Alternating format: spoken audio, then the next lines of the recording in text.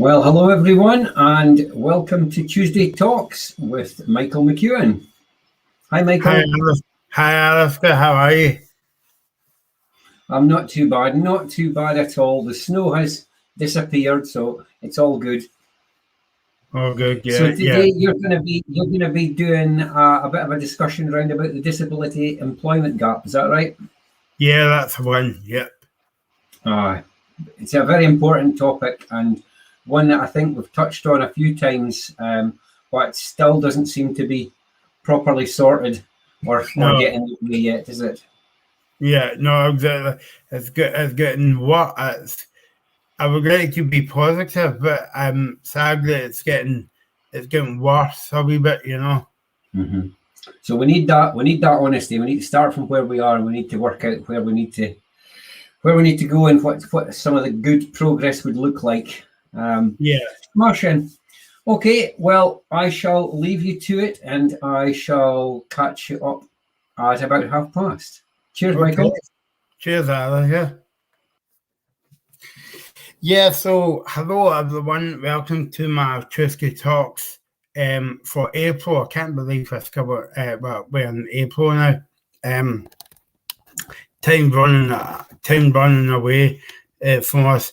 So this is my third Tuesday talk of the year, and obviously I forgot to mention that if you want to comment, please comment below, and I'll try and do my best to read your comment or question out in the next 20 minutes or so. So yeah, as Alistair was saying, that I'm here to speak about the employment gap because, as I said earlier on, it's really actually getting worse than better. In my opinion, you might have a different opinion from me. I'm not sure. So I was thinking about how I'm going to present this again. Just tell you about my experience getting on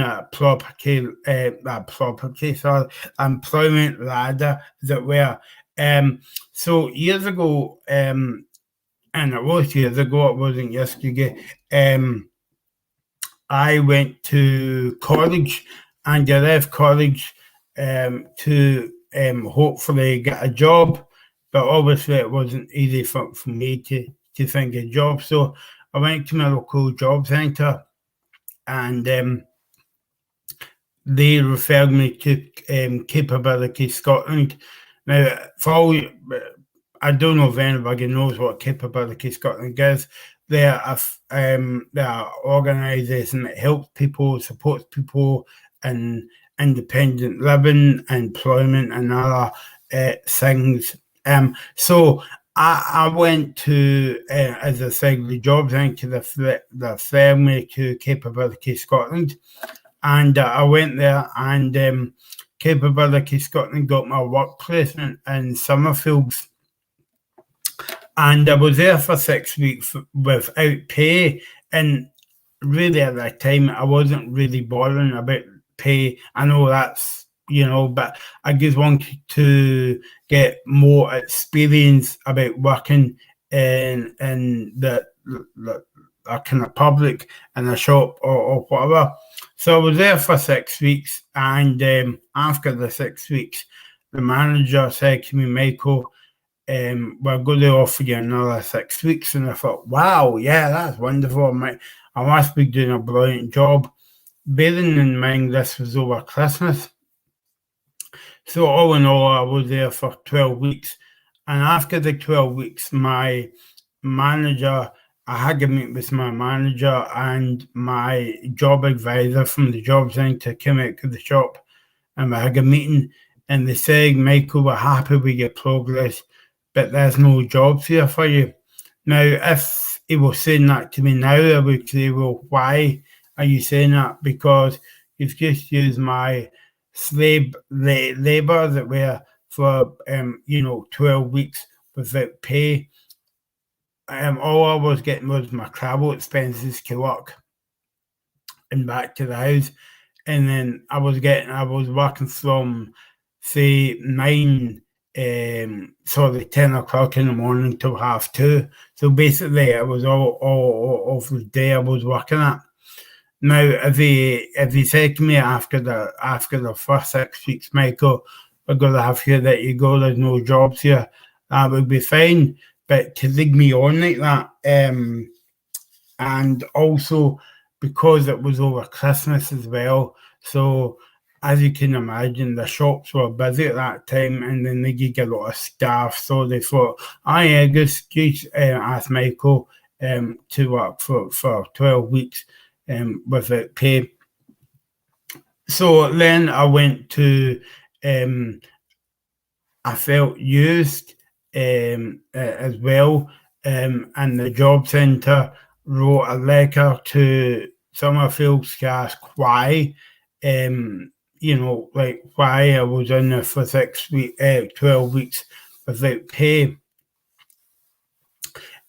So that was my experience of working in the shop. Don't get me wrong, I enjoyed it. The people I was working with and the members of the public, that was nice as well. And also it was really to build my confidence up as well. I'll fast forward a wee bit then, and I went to work for an interesting organisation called SCLD, the Scottish Commission for Learning Disability, and I was there for about 3 or 4 years. I was government funded, and that helped me a lot through the years. It helped my confidence, because I might come back to speak about confidence again, I'm not sure, on a Tuesday talk, but the SLD helped me build my confidence up in a way, in terms of I had to go into Glasgow, and I had to, I had to stand on the right platform to get the crane to Barhead for a gig, or into Glasgow. So and I had to learn how to stand on what platform, read the timetables of the cranes and all that. Anyway, so SLD helped me a lot. It gained me a lot of confidence, because I wasn't very confident, and it made me meet new people, new pals as well. And that's very good as well, because you get to meet pals and you get invited to different people, different places as well. Like back in the day when we were allowed out Christmas parties or birthday parties and what have you. So that helped my confidence a lot.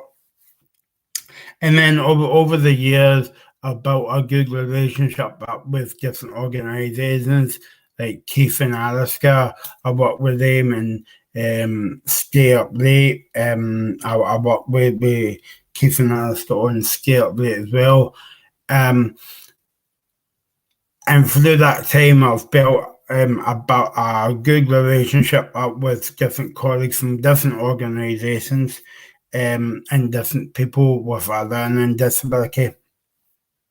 But now, for the past number of years, actually, I'm a disability campaign and advocate, and a journalist as well. But what I've tended to find out was the employment gap is not really right for disabled people if we look at it. Now, I was doing a bit of research on this, or a bit of my homework, or whatever to say, and only 7% of people with a learning disability is in employment in Scotland. And you would think that it would be a bit higher than that, but obviously not at 7%, and we need to do a lot more. I think as well that we all know hopefully you're watching this, and and we all know a lot of people with a disability that want to work, that want to be valued, but they're not, sadly, they're not given a chance to work. I mean, personally speaking, I know somebody that went for half a dozen job interviews in the past couple of months and still hasn't got a job. And this guy has went to university and all that. Don't get me wrong, university, like, that doesn't guarantee a job, but it guarantees you a real good qualification to get on to the job market. So I think that we need to raise more awareness about not to disabled people. I would say, gives my opinion again, to employers, to say that, for instance, Michael wants to work. Why are you not giving him a job? He's got the same qualifications as the next person and the person after that. First and foremost, he's entitled to a job interview and all that, because it's by law now that everybody's guaranteed to get a job interview. But sadly, disabled people always fall short of the job interview. And I think as well that we need to raise awareness of the public. I mean, no matter what work that I do with Alistair or Keith, it's about raising awareness of disabled people, whether that could be, raising awareness of relationships, they're raising awareness of housing, raising awareness of independent living or whatever. But in terms of this Tuesday talk, I'm talking about employment, and we need to raise more awareness about it, to say to the employers that this person is that wants a job. Okay, maybe you need a bit of support to do the job, but ideally you would want to you would ideally want an employer to turn around and say, okay, yeah, we'll give this person a chance and we will bring in access to work. Now, a lot of people doesn't know really about what access to work does and what the purpose of it is. It's a bit like self-directed support in a way that not a lot of people knows about self-directed support, or else in different areas and different councils, they would know about self-directed support but not give people that option and all that. So we want to say to the employers, no, don't look at the disability, look at the person. In my eyes, when we're speaking about, like disability issues and all that, disability should become second nature. We should really look at the person's talents and what they're capable of about when they get their job. So 7% is quite bad, and it's quite embarrassing for the whole of Scotland. And I think as well that, in my personal opinion, is I'm trying to be positive, but when we come out of COVID, a lot of employers would say, there's no work here because our funding's cut because of the coronavirus. Okay, everybody's funding will be cut because of the virus. We know that. I hear every day working in the kind of disability field, as it were. But please don't use COVID as an excuse. And if they're using it as an excuse, the question that you should be asking is, well, what's your excuse been for the past 25 years then? Because COVID's not been about for 25 years. It might feel that way if you're shielding or not going out at the moment, but it's only been about for a year and a half, and hopefully, well, we're starting to come out of it now because of people has got the vaccination and all that. But employers shouldn't use that as an excuse. That's like an easy way out for the employers to say, no, we're not giving him or her the job. And obviously, if they don't do that, then they so I think Alice is saying how much do you feel employers understand and what people can bring to the workplace rather than just what the person might find different? Well, I think that there's a lot of people with different skill talents out there, and like what you would say the big bag world could bring to the job. And you've got to look at the talents and skills, what they can offer to the job. And as I said, look at the person, not the kind of like disability. And sometimes we kind of fall into that crap a wee bit about looking at the disability, and it's all in all walks of life, I suppose. But we need to we need to get away from that as well. I mean, in other countries, if you look at Australia, I was watching a documentary the other week about people on the autism spectrum, and the majority of the people on the autism spectrum is in employment. And now, I mean, you could argue the case is Australia is quite big compared to Scotland, but that's not really a good excuse to kind of like hold it up.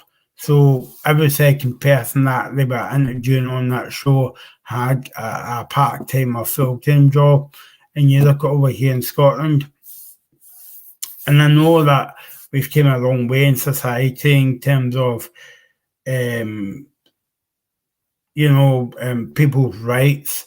Okay, we might still have to fight on a wee bit, but compared to, say, 20 years ago, 15 years ago, even 10 years ago, we've actually come a long way in terms of you see more people in, in society that are scaling their own communities.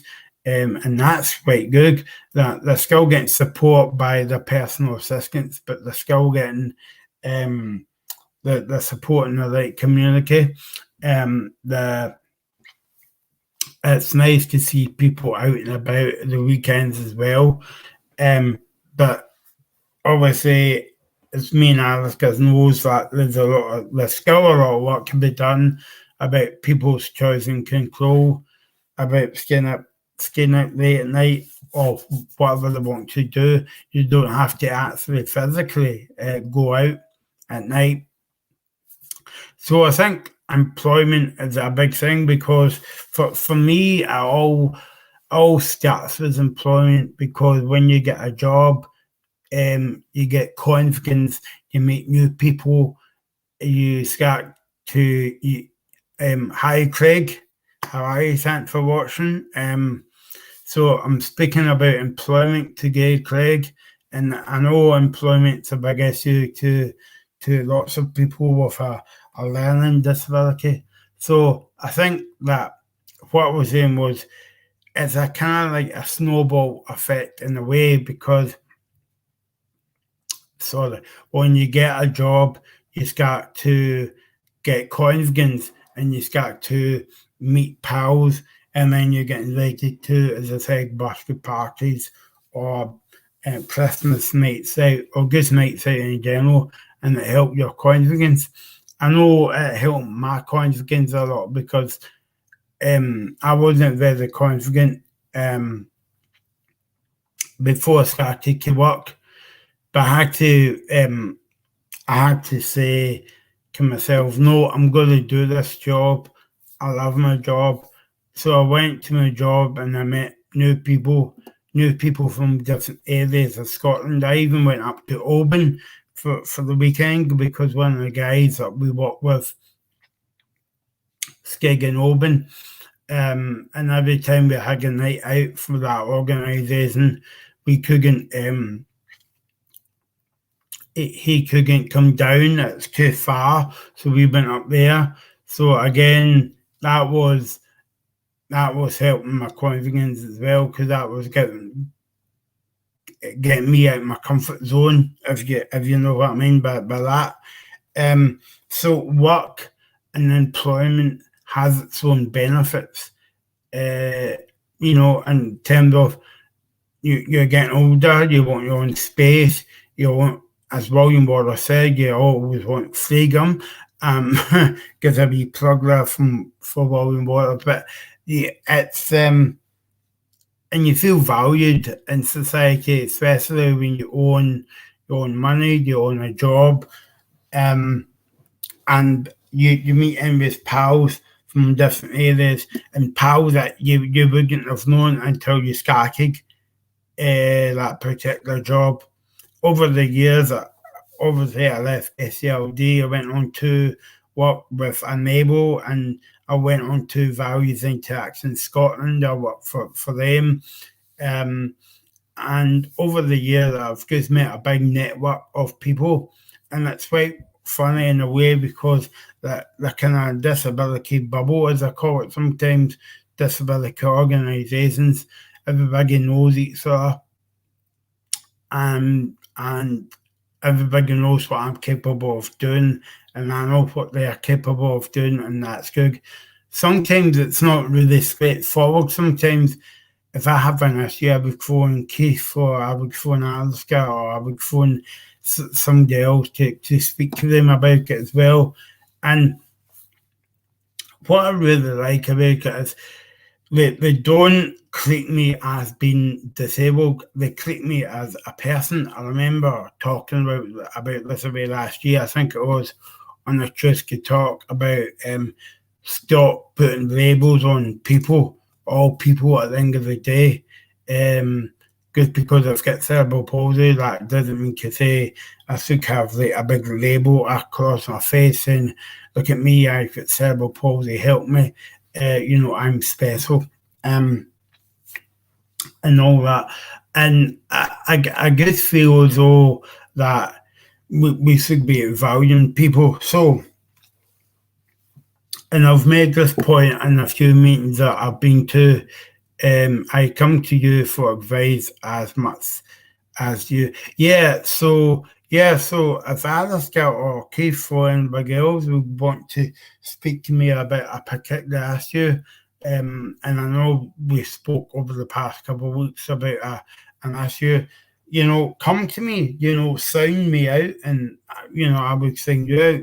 I'm a good listener, and I think, not to big me up in a big way here, but I feel as though I'm a good juggler of character and all that. So, if you come to me for advice, I'll come to you and all that. It's a two-way street, and if we've got an issue with each other, speak about it, don't hide it. I always feel that I've been using this kind of point a lot in the meetings that I go to represent my kind of disability group. It's because that no one asked us to be in this pandemic. Just happened. It was everybody had it all over the world. It's not only in Scotland, the coronavirus, but we should be using this time to rebuild people's lives with a disability better, because before the pandemic, it wasn't really working. It hasn't been working for, I would say, years. And especially when it comes to employing people with a disability, the Scottish Government knows about it because of the same as you evaluation. It was called like the Keys to Life and all that, but it shouldn't really, at the end of the day, it's discrimination what they're doing to people. When you look at that number 7% and you think, oof, that's quite bad. That's like talking for Scotland, or so I'm coming from East Renfrewshire, so I don't know what the number is for East Renfrewshire, but if it's 7% for the whole of Scotland, and maybe half that number for East Ren, for sure, and also different councils and counties as well. So I think my message today would be look at the capabilities of the person, what they can bring to the job, look at the values, and that the disability should become second nature. Look at the talent first. Don't, and don't speak down to people with a disability. I used to hate that when I went out to my mum and they used to say to my mum, "Oh, how old is Michael now?" And I was there and I was thinking, well, why not ask me? Okay, I've got a disability or whatever, but still got a voice. So we must value people more in the society. I mean, they can rebuild back better, if you say that. I mean, post-coronavirus. I mean, we are all doing brilliant work at the moment, and we're all networking with different people through No Labels, No Walls, from different events that we go to. But keep that going when we go back to like the new normal. I say new normal, I don't like that word normal, but hopefully like you guys watching this knows what I mean about that. So I think that when we went, hi Karen, so I think when we do go back to a happy place, a happy time, we should then value people a bit more, especially when it comes to employment, because people's gifts that they can bring to the job is amazing. And I'm privileged that, not speaking about myself, because I don't really like speaking about myself, that's not me, but a lot of people with a disability bring a lot to the job, and you've got to value these people and all that. And if I do a Tuesday Talks in 2 years' time or whatever the case may be, when I'm out and about, hopefully not in the house, and we're still talking about 7%, just think about that number for a minute, 7%, and it's 2021. We should have lots of people with disabilities or mental health issues or learning disabilities or physical disabilities into employment. It shouldn't be about, oh, Michael's in a wheelchair, or people's got a walking aid, we can't give them the job. Well, why? So we need to work together on this as well, and we need to have more disability role models as well to go out to speak to employers about, oh, this is what Michael or this is what so-and-so can bring to the job. Give them a chance, and then that way, that's the only way that you're going to knock down the barriers in society, and hopefully we'll get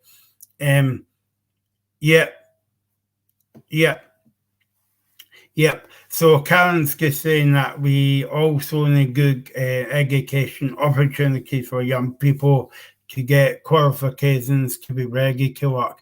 Yeah, that's the thing, and I forgot to really mention that as well at the beginning, when I was doing a course at college, and I didn't really go into a job. It was just module, so I wasn't a real qualification.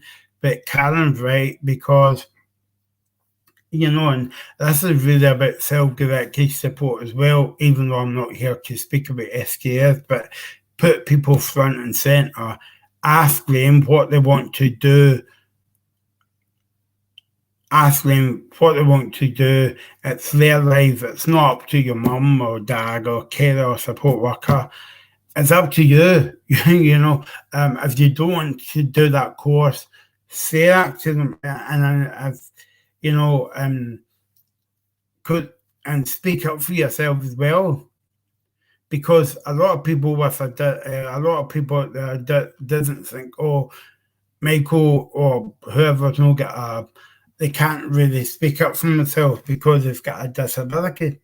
That's a lot of nonsense, actually. So yeah, education is a big key as well, and all begins at school, and it all begins with if you go to a school that really values you and really supports you to go on and say, because I've heard some stories in the past that there's some schools that they don't support the adults leaving school either this year or next year.